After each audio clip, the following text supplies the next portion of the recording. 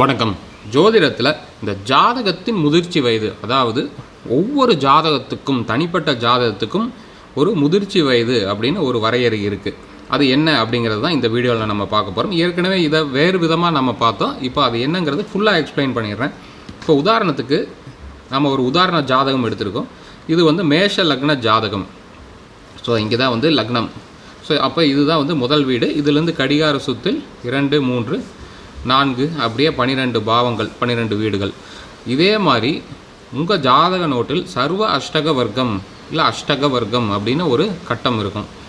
இந்த அஷ்டக வர்க்க கட்டத்திலும் இதே மாதிரி என்ன லக்னமோ அதுதான் முதல் வீடு. இப்போ மேஷ லக்னத்தில் ஒருவர் பிறந்திருக்கார் அப்படின்னா அதுதான் முதல் வீடு, 2, 3.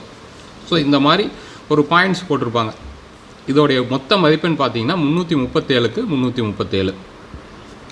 இவ்வளோதான். எல்லாத்துக்குமே கடவுள் போட்ட மார்க்கு இதுதான். கூட குறைச்சல் இருக்கும். ஒவ்வொரு பாவத்துக்கும் ஒவ்வொரு மதிப்பெண் வந்திருக்கும். பொதுவாக 28 தான் வந்து ஆவரேஜான மதிப்பெண் ஒரு பாவத்துக்கு வரணும். அப்போ தான் வந்து நல்லாயிருக்கும். இருக்கிறதுலே வந்து இந்த விரய பாவத்தில் எந்த அளவுக்கு கம்மியாக இருக்கிறதோ, 20க்கு கீழே இருக்கிறது, 16 இருந்தால் நல்லது. கம்மியாக இருக்கிற வரைக்கும் இந்த விரய பாவத்துக்கு அந்த லாஸ் அதிகமாக இருக்காது. இதுதான் வந்து அமைப்பு. மற்றதுக்கெலாம் வந்து ஒரு நார்மலாக இருக்கணும். ஸோ அதை பற்றி நம்ம ஏற்கனவே ஒரு வீடியோ போட்டிருக்கோம், எவ்வளோ பாயிண்ட்ஸ் இருக்கணும் அப்படின்னு. ஸோ இதில் வந்து என்ன தான் படித்து பட்டங்கள் வாங்கியிருந்தாலும் அந்த ஜாதகருக்குன்னு ஒரு பொறுப்புணர்ச்சி, ஒரு முதிர்ச்சி வயது வரணும். அப்போ தான் வந்து அவர் கரெக்டாக வாழ்க்கையில் அதிலிருந்து தான் அந்த பயணம் வந்து ஸ்டார்ட் ஆகும். ஒரு யதார்த்தமான வாழ்க்கை பயணம். அது வரைக்கும் ஏனோ தானோ என்று இருக்கக்கூடிய நிலைமை இருக்கும். இப்போது அது எப்படி கண்டுபிடிக்கிறது அந்த வயது அப்படின்னா, இந்த லக்னம் எங்கே இருக்கோ அந்த லக்ன அஷ்டவர்க்கத்தில் எவ்வளோ பரல் இருக்குதுன்னு பார்க்கணும். உதாரணத்துக்கு இங்கே வந்து 31 பரல் இருக்குது. அப்போ 31 பரல், ஆங்கிலத்தில் பிந்துஸ்ன்னு இருக்கும். ஸோ எல்லாம் ஒரே மீனிங் தான். தமிழில் பரல், ஆங்கில புத்தகங்கள், அதாவது ஆங்கில புத்தகங்களான ஜோதிட புத்தகங்கள் படித்திங்கன்னா அதில் பிந்துஸ் அப்படின்னு கொடுத்துருக்கும். ஸோ இதான் இந்த 31 வயது. இந்த வயது வந்து பூர்த்தி ஆகணும். அப்போ 32 வயது தான் வந்து மெச்சூரிட்டி ஏஜ். 32 வயதிலிருந்து வாழ்க்கை அப்படி சீரும் சிறப்புமாக நார்மலாக இருக்கும். அதுதான் வந்து அமைப்பு. ப்ரொவைடட் என்னென்னா வந்து வேறு சில கெடுதல் கிரக காம்பினேஷன்ஸோ கெடுதல் கிரக தசாபுத்திகளோ நடக்கக்கூடாது. அதுதான் வந்து அமைப்பு. ஸோ இதை பற்றி எங்கே போட்டிருக்கு, இதெல்லாம் எங்கேருந்து சொல்கிறீங்க, இதெல்லாம் இருக்குதா, இதெல்லாம் உண்மையா அப்படின்னு நிறைய பேர்த்துக்கு நிறைய சந்தேகங்கள் இருக்கும். நம்ம மேக்ஸிமம் நம்ம ஜோதிட சேனலை வந்து பார்க்குறவங்க அதிகமாக வந்து ஜோதிட ஆராய்ச்சியாளர்கள் மற்றும் ஜோதிட ஆர்வமிக்க மாணவர்கள் தான். ஸோ அவங்களுக்கு இது ஹெல்ப்ஃபுல்லாக இருக்கும். அதாவது Ashtavarga system of prediction B V Raman, Bangalore Venkataraman அப்படிங்கிற ஒரு சின்ன புத்தகம் எழுதியிருக்காரு. ஸோ நான் இது 2007 இந்த ஃப்ளிப்கார்ட் முதல்ல ஆரம்பித்த புதுதில் வாங்கினேன். இதான் நான் வாங்கினேன். அந்த ஆர்டர் பண்ணதில் முதல் புத்தகம் ₹70 அந்த காலத்துக்கு.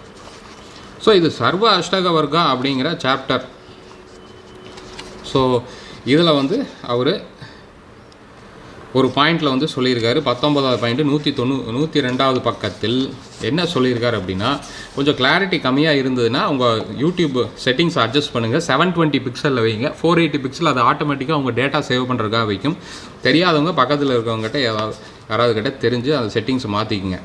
ஸோ 19வது பாயிண்ட் என்ன போட்டிருக்கு அப்படின்னா, a person gets a conveyance Royal favour riches and sons after the expiry of the age corresponding to the number of bindus in lagna. பார்த்தீங்களா, அந்த இப்போ லக்னத்தில் எத்தனை பரல்கள் இருக்கிறதோ அந்த பரல்கள் சுட்டும் வயது முடிந்தவுடன் எக்ஸ்பைரி அப்படின்னு ஒன்று போட்டிருக்கான் பாருங்கள். Expiry of age corresponding to the number of bindus in lagna. பிந்துனா பரல். Provided there are appropriate combinations in the horoscope. இதுதான் மெயின். அப்படியே ஒரு லைனில் அப்படியே இந்த டேர்ம்ஸ் அண்ட் கண்டிஷன்ஸ் அப்ளை மாதிரி போட்டார் பார்த்தீங்களா. இதுதான் உடனே வந்து எல்லோரும் உங்கள் ஜாதகத்தை எடுத்து பார்த்துட்டு ஓகே எனக்கு 23, 24 வயதுலேருந்து பொறுப்பு வந்துடும் அப்படின்னு நம்ம அப்படியும் கணிக்க முடியாது. அதுதான் ஜோதிடம். ஜோதிடம்ங்கிறது அங்கே தான் அதில் விஷயமே இருக்கிறது. ரொம்ப டீப்பாக போகணும். காம்பினேஷன்ஸும் கிரக நிலைகளும் கரெக்டாக இருக்க வேண்டும். இப்போ இந்த உதாரண ஜாதகத்தை பாருங்கள். இப்போ இந்த உதாரண ஜாதகத்தில் குரு ஆட்சி 1, 2வது சுக்கிரன் ஆட்சி பலம் 2ஆம் குடும்பஸ்தானத்தில். அதே வந்து இந்த குரு வந்து 12ஆம் விரையாதிபதி, விரயஸ்தானத்திலே ஆட்சி. 9 குடையவனும் அவரே தான், பாக்கியாதிபதி. 3வது தைரிய வீரிய ஸ்தானாதிபதி மற்றும் சத்ரு ஸ்தானாதிபதி புதன் வந்து ஆட்சி. இதில் களத்தில் திருமணத்தை கொடுப்பவரும் சுக்கிரனே. அவர் வந்து 2லேயே குடும்பஸ்தானம் ஆட்சி பலம் பெற்றிருக்கு. அப்போ நல்லா இருக்குது. சுக்கிரன் நல்லா இருக்குது, புதன் நல்லா இருக்குது, குருவும் நல்லா இருக்குது. ஸோ இது எப்போ வேலை செய்யும், ஜாதகத்தில் வேலை செய்கிறதுக்குன்னு ஒரு டைம் இருக்கணும் இல்லைங்களா, அது எப்போன்னா இந்த ஏஜ்க்கு அப்புறம் தான் இதெல்லாம் வேலை செய்யும். இப்போ லக்னத்தில் எத்தனை பரல்கள் இருக்கிறதோ அந்த வயது முடிந்தவுடன் அவர் போட்டிருக்கிற மாதிரி ராயல் ஃபேவர், ரிச்சஸ்ஸு, அதாவது அரசு அனுகூலம், நம்ம பழைய ஜோதிட நூல்களெல்லாம் எழுதியிருப்பாங்க, நம்ம ஜாதகம் நோட்லாம் எடுத்து பார்த்தீங்கன்னா தெரியும், அரசு ஆதாயம், அரசு அனுகூலம், அதை தான் அவர் ராயல் ஃபேவர்ஸ் அந்த மாதிரி அந்த கால ராஜா காலத்துக்கு மாதிரி எழுதியிருக்காரு. ஸோ இதுதான் வந்து விஷயம். ஸோ இதில் வந்து என்னென்னா இந்த 32 வயதுலேருந்து இந்த ஜாதகருக்கு பொறுப்புணர்ச்சி முதிர்ச்சி வயது வந்துடும். ஆனால் அப்போ கெடுதல் தசையெல்லாம் நடக்கக்கூடாது. 6க்குரியவன் 8க்குரியவன் 12க்குரியவன் தசையெல்லாம் நடக்கக்கூடாது. இல்லை பாதகாதிபதி சனி தசையோ இந்த லக்னத்துக்கு சரலக்னத்துக்கு 11க்குரியவன் பாதகாதிபதி தசையெல்லாம் நடக்கக்கூடாது. நல்லா இருக்கணும். சனி முக்கியமாக லக்னத்தில் இந்த மாதிரி இருக்கக்கூடாது. இந்த மாதிரி சனி இருந்தாலும் தாமதங்கள் ஏற்படும். நம்ம ஏற்கனவே அதை டீட்டெயிலாக பார்த்தோம். சனி எங்கெங்கே பார்க்குதோ, சனி லக்னத்தையோ லக்னாதிபதியோ பார்த்தால், சந்திரனையோ பார்த்தால் அது அப்படியே ப்ராக்ரஸை ஸ்லோ பண்ணிடும் எந்த இடத்த பார்க்குதோ. ஸோ இதுதான் வந்து அமைப்பு. ஸோ இது நம்ம வேற ஒரு சினாரியோவில் பார்த்தோம். எப்போ பார்த்தோம் அப்படின்னா, இப்போ இவருடைய ஜாதகம் பாருங்கள், இந்த ராகு கேதுக்குள் எல்லா கிரகங்களும் நடப்பட்டிருக்கு. நம்மளுக்கு தெரியும் மற்ற கிரகங்கள் எல்லாம் கடிகார சுற்றில் சுற்றினாலும் அந்த 5 கிரகங்கள் வக்ரகதி தவிர இந்த ராகு கேது பார்த்திங்கன்னா கடிகாரத்துக்கு எதிர் சுற்றில் இப்படி சுத்தம். ஸோ ராகுவை தலையாக வைத்து எல்லா கிரகங்களும் கேது வரைக்கும் அமர்ந்திருக்கு. இது காலசர்ப்ப தோஷம் உள்ள ஜாதக அமைப்பு. இந்த யோகம் எப்போ காலசர்ப்ப தோஷம் நிவர்த்தியாக யோகமாக மாறும்னா, அதுவும் இதே மாதிரி லக்கணத்தில் எத்தனை பரல்கள் உள்ளதோ இந்த பரல்களுடைய வயது காலம் வரை அது ராகு கேது பிடிக்குள் தான் இந்த கிரக நிலைகள் இருக்கும். அது என்னங்க சார் பிடி அப்படின்னா, அது ஒரு கேள்வி இருக்கும் நிறைய பேர். என்ன ராகு கேதுனா என்ன பிடி, அப்படியே கவ்விருமா வாயில், அந்த மாதிரி கிடையாதுங்க. அதாவது பிடி என்றால் இப்போ பார்த்தீங்கன்னா இவர் ஜாதகத்தில் 3 கிரகங்கள் ஆட்சி பலத்தில் இருக்குது. அதாவது 75% பலமில் இருக்குது. இப்போ சுக்கிர திசை இவருக்கு நடக்குதுன்னு வைங்க. இந்த ராகு கேது இந்த வயதுக்கு முன்னாடியே ஆரம்பித்து ஒரு 12 வயசுலேருந்து சுக்கிர திசை ஆரம்பித்து 32 வயது முடியுதுன்னா அந்த பலன்கள் அனுபவிக்க முடியாமல் போயிடும். அதுதான் காரணம். இந்த ஃபுல் பொட்டன்ஷியலில் இதுதான் கிரகங்களின் முழு பலத்தை ஃபுல் பொட்டன்ஷியலை வந்து அனுபவிக்க காமிக்க முடியாமல் போயிடும். இந்த ராகு கேது அப்படியே சுருக்கிடும், ஷ்ரிங்க் பண்ணிடும். இதுதான் வந்து விஷயமே. இதுதான் வந்து ராகு கேது தோஷம் அப்படின்னு நாம் எடுத்துக்கணும். அதாவது மற்ற கிரகங்கள் ஒழுங்காக வேலை செய்ய முடியாது. ஆனால் 32 வயதுக்கு அப்புறம் சுக்கிர தசையோ புதன் தசையோ குரு தசையோ வந்ததுன்னா நல்லபடியாக இருக்கும். ஆனால் இந்த லக்னத்துக்கு பார்த்திங்கன்னா குரு வந்து பாக்கியாதிபதி விரையாதிபதி, அப்போ 2 பலனையுமே தருவார். அதிர்ஷ்டத்தையும் தருவார், செலவையும் தருவார். அதே வந்து புதனும் பார்த்தீங்கன்னா சத்ரு ஸ்தானாதிபதி, தைரிய வீரிய ஸ்தானாதிபதி, இந்த கம்யூனிகேஷன் ஸ்கில்ஸு அதெல்லாமே இருக்கும். வேலையை கொடுப்பவர் 6க்குடையவன், அப்போ நல்ல வேலை கிடைக்கும்.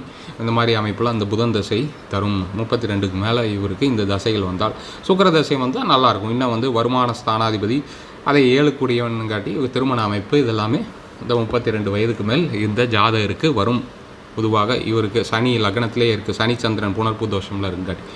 ஸோ இப்படி தான் வந்து நாம் அந்த முதிர்ச்சி வயதை தெரிஞ்சுக்கணும். அதாவது நிறைய பேர் வந்து இன்றைக்கி பேரண்ட்ஸ் வந்து ஃபீல் பண்ணுறாங்க, சார் எல்லாமே சூப்பராக இருக்குது, நல்ல மேனேஜர் லெவலில் இருக்கிறான், 28 வயசா பையன், டாப்பாக இருக்கான், நல்லா அவனுக்கு கீழே ஒரு டீம் லீடராக இருக்கான், பெரிய லெவலில் பிபியாக இருக்கிறான், வைஸ் பிரசிடெண்ட்டாக இருக்கிறான், ஆனால் திருமணம் செய்ய மாட்டேங்கிறான், பேச்சு கேட்க மாட்டேங்கிறான் அப்படிலாம் சொல்லுவாங்க. ஏன்னா பொறுப்புணர்ச்சி வரல. பட்டங்கள் பதவிகள் எல்லாம் இருந்தும் அது பொறுப்புணர்ச்சி இப்போ 32 இங்கே 40 பரல் இருந்ததுன்னா 41 வயதில் தான் பொறுப்புணர்வு வரும். சில பேர்த்துக்கு 22 இருக்கும், 22 பரல் இருக்கும். அப்போ 23 வயதிலிருந்தே அவர் கொஞ்சம் வந்து அந்த குடும்ப பாரத்தை தாங்கக்கூடிய நபராக இருப்பார். கொஞ்சம் வந்து வயசுக்கு மீறின பேச்செல்லாம் பேசுவார்கள். அந்த மாதிரி அமைப்பும் உண்டு. ஸோ ஆக இதிலேருந்து நம்ம என்ன தெரிஞ்சுக்கணும் அப்படின்னா, கிரக நிலைகள் ரொம்ப முக்கியம். இது வந்து மேலோட்டமாக டக்குன்னு ஒரு ஜாதகத்தை இப்படி பார்த்தவுடன் இந்த அஷ்டவர்க்க கட்டம் கண்டிப்பாக ஒவ்வொரு ஜாதக நோட்டில் எழுதியிருப்பாங்க. நீங்கள் கொஞ்சம் புரட்டி பார்த்தீங்கன்னா தெரியும். அது அடுத்தடுத்த பக்கங்களில் இருக்கும். அதில் வந்து நீங்கள் பார்த்துக்கலாம். இல்லை ஏதாவது சாஃப்ட்வேர் ஜெகநாத ஹோரா நாம் யூஸ் பண்ணுற இந்த ரிசர்ச் சாஃப்ட்வேர் ஜெகநாத ஹோரா சாஃப்ட்வேர்லேயும் அதை நீங்கள் போட்டு பார்த்துக்கலாம். ஸோ இதுதான் வந்து இந்த சர்வ அஷ்டக வர்க்கத்தின் பயன்பாடுகள். ஸோ ஆக்சுவலாக இந்த வீடியோ நேற்று போட்டது அது கொஞ்சம் கரகரன்னு வந்தங்காட்டி இது மறுபடியும் நான் ரீடேக் பண்ண வேண்டியதாகிடுச்சு. ஸோ நேற்று கிருஷ்ண ஜென்மாஷ்டமி. ஸோ அதில் வந்து என்னென்னா இதுக்கு மேலே கொஞ்சம் ஹிஸ்ட்ரி வந்து ஜோதிடம் கற்றுக்கிறவங்களுக்கு கொஞ்சம் யூஸ்ஃபுல்லான ஒரு டிப்பு, அவ்வளோதான். அது மட்டும் சொல்கிறேன். இதோட ஸ்கிப் பண்ணுறவங்க ஸ்கிப் பண்ணிக்கலாம். இது கொஞ்சம் ஆன்மீகம் அந்த மாதிரி விஷயங்கள் போகும். ஸோ கிருஷ்ணர் ஜெயந்தி எல்லோரும் நல்லபடியாக கொண்டாடியிருப்பீர்கள். இதில் வந்து பார்த்திங்கன்னா ஜூலை 21 அதில் டேட்ஸ் வந்து நிறைய டேட்ஸ் இருக்குது. -3 ஜூலை வராது, இது ஒரு டேட்டு. இந்த டேட் வராது actually. June 23 minus Jagannatha Hora software use பண்ணுறவங்க மட்டும் அந்த ஆல்மனாக் இருக்கும். -3227ஆம் ஆண்டு, அதாவது இன்னிலேருந்து 5000 வருஷத்துக்கு முன்னாடி கணக்கு வரும். ஸோ இது மைனஸ்ன்னு போட்டால் இது பிசின்னு அதை எடுத்துக்கும் அந்த சாஃப்ட்வேரு. அதில் வந்து -8000 பிசி வரைக்குமே அது கால்குலேஷன் போடலாம். ஸோ இதில் 11:45 PM கிருஷ்ணர் வந்து இரவு அபிஜித் முகூர்த்தத்தில் பிறந்திருக்கிறார். அபிஜித் முகூர்த்தம்னா அந்த 12 மணியிலிருந்து 12 மணிக்கு அப்புறம் 20 நிமிடங்கள், நடுநிசி அதே நண்பகல் 20 நிமிஷத்துக்கு முன்ன பின்ன தான் அந்த அபிஜித் முகூர்த்தம் வரும். ஸோ அதில் தான் அது அபிஜித்னா வெற்றி. இப்போ 69 ஈஸ்ட்டு இந்த லேட்டிடியூட் லாங்கிடியூட் நீங்கள் இப்படி கொடுக்கணும். 21 நார்த் 35 கொடுத்தால் மட்டுமே அந்த அஷ்டமி திதியும் அதே ரோகிணி நட்சத்திரமும் ரிஷப லக்னமும் ரிஷப ராசியும் வரும். இது வந்து கரெக்டாக ஏன் இந்த சாஃப்ட்வேரில் இவ்வளோ வித்தியாசங்கள் வருது அப்படின்னா அதுக்கு நிறைய காரணங்கள் உண்டு. நாம் வந்து அதாவது வானத்தில் என்ன நடக்குது அப்படின்னு யாருக்கும் தெரியாது. அத்தனை ஆண்டு காலம் நாம் உயிரோடு இருப்பதும் போவதும் இல்லை. அதுதான் யதார்த்த உண்மை. ஸோ இதை வைத்து நாம் வாக்குவாதங்கள் செய்வதோ அதெல்லாம் தப்பு தான். இந்த ஜாதகத்தை வைத்து வழிபட்டால் நல்லது அப்படிங்கிறாங்க. ஸோ மகான்கள் கடவுள் அவதாரங்களினுடைய ஜாதகங்கள் எல்லா பக்கமும் உண்டு. ஸோ அதை வைத்து நிறைய பேர் வழிபட்டுட்டு இருக்காங்க. அது ரொம்ப விசேஷமான அமைப்பு தான். ஸோ இந்த டீட்டெயில் வந்து நீங்கள் ஜெகநாத ஹோராவில் கொடுத்து பார்த்தீங்கன்னா உங்களுக்கு அந்த ஜாதகம் வரும். பகவான் ஸ்ரீ கிருஷ்ணருடைய ஜாதகம் வரும். ஸ்ரீ ராம ராம ராமேதி ரமே ராமே மனோரமே சகசரநாம தத்துல்யம் ராமநாம வரானனே என்று விஷ்ணு சகசரநாமத்தை சொல்லி வழிபட்டாலும் சரி, அல்லது கலியுக தாரக மந்திரமான கலியின் பிடியில் இருக்கக்கூடிய கோர தாண்டவங்களிலிருந்து நீங்கள் ரிலீஸ் ஆகணும் அப்படின்னாவே ஹரே ராம ராம ராம ஹரே ஹரே ஹரே கிருஷ்ணா கிருஷ்ண கிருஷ்ணா ஹரே ஹரே அப்படியே மாற்றி போட்டிங்கன்னா அது இஸ்கானில் சொல்லக்கூடிய மந்திரம் ஹரே கிருஷ்ணா அப்படி தான் வரும். அதே ஸ்ரீராம ஜெயராம ஜெய ஜெயராம ஆஞ்சநேயர் சொன்ன மந்திரத்தையும் சொல்கின்ற மந்திரத்தையும் சொன்னால் 13 சிலபல் உள்ள மந்திரத்தையும் சொன்னாலும் சரி, இல்லை வெறும்னே ராம் அப்படின்னு சொன்னாலும் சரி, இல்லை ராமா அப்படின்னா சீதாவை குறிக்கும். அதே சிவா பராசக்தியை குறிக்கும். சிவ அப்படின்னா சிவபெருமானை குறிக்கும் அப்படின்னு காஞ்சி மகாபெரியவர் சொல்லியிருக்காரு. ஸோ இது மாதிரிலாம் வந்து மந்திரங்கள் உண்டு. இதை நீங்கள் மந்திரங்கள்ங்கிறத விட பகவான் நாமாக்களை உச்சரித்தாலே வந்து நல்ல அமைப்பு தான். ராம் அப்படிங்கிறதே வந்து பார்த்திங்கன்னா நாராயணனுடைய மந்திரத்தில் நாமத்தில் இருக்கிற ராவையும் நம சிவாய இருக்கிற மகாரத்தையும் ஒருங்கிணைச்சு தான் இந்த ராம்ங்கிற மந்திரமே வந்திருக்கு. ஸோ இதுதான் வந்து இருக்கிறதுலே பவர்ஃபுல்.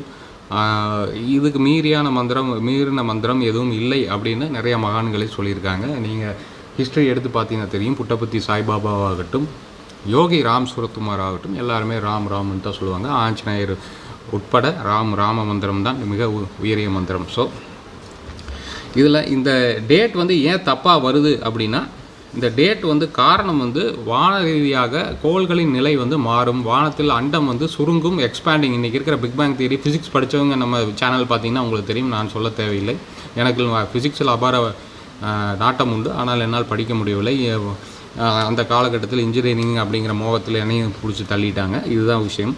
இதில் வந்து என்னென்னா, இந்த கிரகங்கள் பிரபஞ்சம் வந்து எக்ஸ்பேண்டிங் அண்ட் கான்ட்ராக்ஷன் இருந்துகிட்டே இருக்கும். இப்போது பகவான் ஸ்ரீ கிருஷ்ணர் பிறந்த யுகம் வந்து வேறு. இப்போ வந்து நம்ம கலியுகத்தில் இருக்கிறோம். அந்த யுகம் வந்து வேறு. அப்போது அந்த யுகங்களில் மனிதருடைய ஆயுட்காலமே வித்தியாசமாக இருந்தது. அதாவது திரேத துவாபார கலி, இந்த 4 யுகங்களில் வந்து முதல் யுகத்தில் 1,00,000 ஆண்டுகள் மனிதர் வந்து வாழ்ந்தார் அப்படின்னு சொல்லப்படுது. அடுத்த ஆண்டு 10,000 வருடம். அதுக்கடுத்த யுகத்தில் 1000 வருடம். தற்சமயம் 100 வருடம் கலியுகத்துக்கு. அதாவது 120ன்னு நம்ம இந்த தசாபுத்தி கால்குலேஷன் வச்சுருக்கோம். சில தசாபுத்தி அஷ்டோத்தர தசாபுத்தி அப்படிங்கிறது வந்து 108 வருடம் தான் அதில் அந்த கிரகங்களுடைய ஆயுட்காலம் இருக்கும். ஸோ இந்த மாதிரிலாம் விஷயங்கள் உண்டு. ஸோ நாம் வந்து இப்போது இவரும் கூட வந்து சத்குரு அப்படிங்கிற ஒரு ஈஷா அவரும் கூட ஒரு வீடியோவில் வந்து சொல்லியிருந்தார். அதாவது நமது உடம்பில் சில மாற்றங்கள் வரணும் அப்படின்னா வானத்தில் கோள்களின் டிஸ்டன்ஸ்லாம் வந்து தள்ளி தள்ளி இருக்கணும். வேறு மாதிரி கான்ஃபிகரேஷன் அங்கே என்ன மாறுதோ அதே இது இங்கே மாற்றம் வரும். அதான் planetary effects on human affairs அப்படின்னு பிவி ராமன் கூட ஒரு புஸ்தகம் எழுதியிருக்காரு.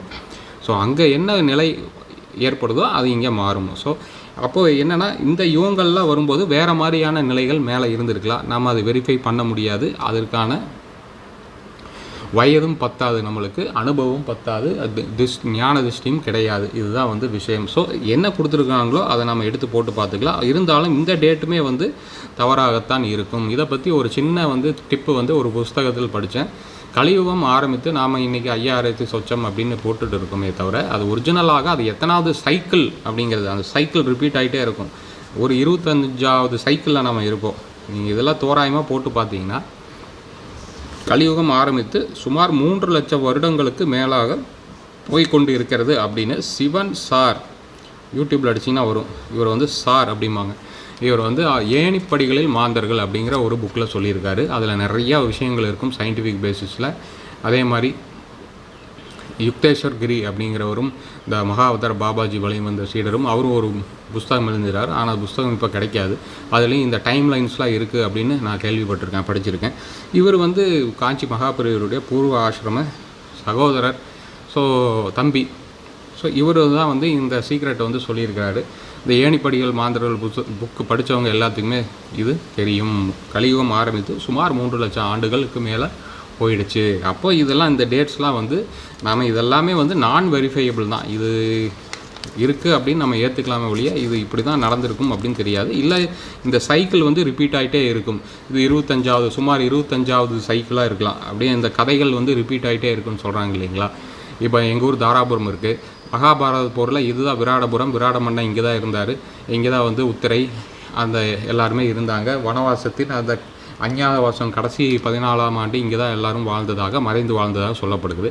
இதே மத்திய பிரதேசத்தில் மத்திய தேசம் தான் விராடபுரம்னு இருக்குது. அப்போது எந்த ஊருக்கு போனாலும் அந்த கதை ரிப்பீட் ஆகிட்டே இருக்கும். அப்போது அது கதை ரிப்பீட் ஆகுதுன்னா அந்த யுகங்களில் அந்த சைக்கிள் ரிப்பீட் ஆகிட்டே இருக்குது. அந்த மாதிரி தான் நம்ம கணக்கு எடுத்துக்கணும். இதெல்லாம் வந்து புரியறது ரொம்ப கஷ்டம். ரொம்ப டீப்பாக போனாலும் ஒன்றும் புரியாமல் போயிடும். ஸோ இருக்கிறது இந்த மாதிரி இருக்குது, இன்னது இருக்குது அப்படின்னு பெரியவங்க சொன்னாங்கன்னா அந்த வழியில் வருவதே சிறப்பு. நாம் ராமநாமத்தை சொல்லிக்கொண்டு என்னோடய யூடியூப் சேனல் சப்ஸ்கிரைபர்ஸ் எல்லாருமே வந்து ஆன்மீகத்தில் ஈடுபாடு உள்ளவர்கள். ஏன்னா ஆன்மீகத்தில் ஈடுபாடு கண்டிப்பாக எல்லாத்துக்குமே வரும். அது எந்த மதமாக இருந்தாலும் சரி, அந்த ஈடுபாடு இருந்ததுன்னா ஆட்டோமேட்டிக்காக நிறையா விஷயங்கள் புரிய வரும். ஆன்மீகத்திலிருந்து இதை ஒதுக்க முடியாது. ஜோதிடமும் அதுவும் ரெண்டும் இணைக்கப்பட்டதே. ஸோ இதில் வந்து இதுதான் விஷயம். பாருங்கள், நம்ம யூடியூப் சேனலை சப்ஸ்கிரைப் பண்ணிட்டு பாருங்கள். நிறைய பேர் சப்ஸ்கிரைப் பண்ண பார்த்துட்ருக்கீங்க. ஸோ ஜோதிட ஆர்வலர்களுக்கு வீடியோஸை ஷேர் பண்ணுங்கள். மேலும் மேலும் உங்களுடைய ஆதரவு இருந்தால்தான் இந்த மாதிரி வீடியோஸ்லாம் போட முடியும். ஸோ ஜோதிட ஆலோசனை பெற விரும்புங்க. மேலே இருக்கிற வாட்ஸ்அப் நம்பருக்கு உங்கள் ஜாதக விவரங்களை அனுப்புங்க. நான் என்ன டீட்டெயில்ஸ் எப்போ வந்து கால் பண்ணுறேன் அது எல்லாமே போடுறேன். ஸோ இதுதான் இந்த அஷ்டவர்க்க பரலில் நிறையா விஷயங்கள் உண்டு. நீங்கள் வேணுன்னா அந்த புக்கை வாங்கி நீங்கள் படித்து பாருங்கள். ஆராய்ச்சி பண்ணுறவங்க இது ஒரு 70 ரூபீஸ், இப்போ ஒரு 100 ரூபீஸ் இருக்குன்னு நினைக்கிறேன். இந்த அஷ்டவர்க்கா சிஸ்டம் ஆஃப் ப்ரெடிக்ஷன் இதில் மேக்ஸிமம் எல்லா டீட்டெயிலுமே இருக்கும். அதாவது கலியுகத்தில் என்னென்னா வந்து இந்த அஷ்டவர்க்கா சிஸ்டம் எதுக்கு கண்டுபிடிக்கப்பட்டது அப்படிங்கிறதுக்கு ஒரு கதை. இந்த கலியுகத்தில் நிறையா வந்து ப்ரெடிக்ட் பண்ண முடியாது கோள்களில். அதனால் இந்த நம்பர்ஸை வச்சு ஈஸியாக பலன் சொல்லிட்டு போயிடலாம். 2ஆம் பாவத்தில் பாருங்கள், குடும்பஸ்தான் 20 பரல் இருக்குது. அப்போ வந்து குடும்ப சூழ்நிலைகள் இவருக்கு அவ்வளோக்கா சிறப்பாக இருக்காது. வருவாயில் சில தடுமாற்றங்கள் இருக்கும். சுகஸ்தானத்தில் வெறும் 24 இருக்குது. அப்போ வீடு, வண்டி, வானம், சொத்து, சுகத்திலும் சில பிரச்சனைகள் இவருக்கு வரலாம். அதை அடையிறதுக்கு ரொம்ப லேட்டாகலாம். இந்த மாதிரிலாம் ஈஸியாக ப்ரெடிக்ட் பண்ணுறதுக்காகத்தான் இந்த அஷ்டவர்க்கா சிஸ்டம் ஆஃப் ப்ரெடிக்ஷனே. ஸோ நம்ம சேனல் சப்ஸ்கிரைப் பண்ணிட்டு பாருங்கள். நன்றி.